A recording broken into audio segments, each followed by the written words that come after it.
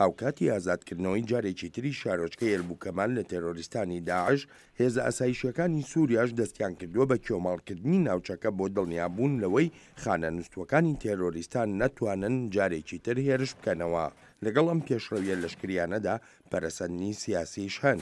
لە سەردانەکەی ڕۆژی دووشەمەیدا بۆ ڕووسیا و کۆبوونەوەی لەگەڵ سەرۆکی ڕووسیادا سەرۆکی سووریا تاوتوێی ئاساییکردنەوەی ڕەوشی وڵاتەکەی کرد.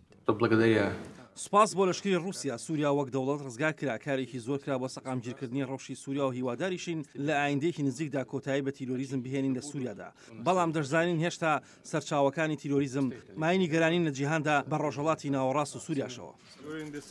پێشتریش وەزیرانی دەرەوەی ڕووسیا و تورکیا و ئێرانیش لە ئەنتالیای تورکیا کۆبوونەوە بۆ باسکردنی ڕەوشی سووریا و هەروەهاش ئامادەکاریەکان بۆ کۆبوونەوە لوتکەیە چاوەڕوانکراوەکەی ڕۆژی چوارشەمەی هەر سێ وڵات لە سۆچی لەسەر ڕەوشی سووریا.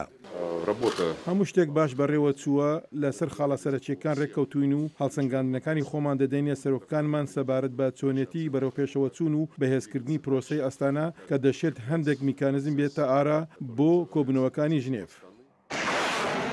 داعش زۆر ناوچەی لەدەستداوە لە عێراق و لە سووریاشدا و لێ هێشتاش لە دەوروبەری ئەلبووکەمال شەڕ دەکات هەرچەندە ئەو شەڕانە بە مانای توانایی داعش لێک نادرێنەوە.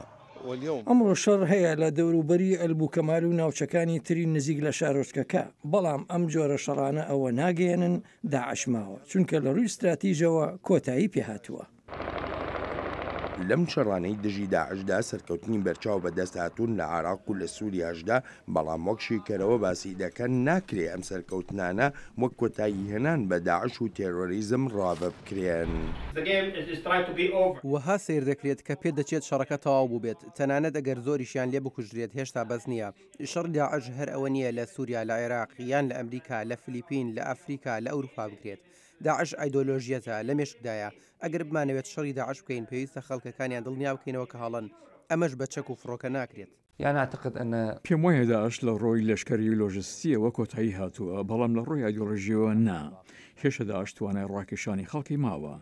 لە 6 مانگی ڕابردوودا داعش 6 ڕاگەیاندنێکی نەداوە و لە مەودووە شکستی هێناوە. هەر بۆیە لەوانەیە لە مەودووە توانایەکانیشی کەم ببنەوە بۆ ڕاکێشانی خەڵک. سەرکەوتنەکان لە شەڕەکانی دژی دەوڵەتە خەلافەتیەکەی ئەبوبەکر بەغدادی بەبێ باج نەبووە.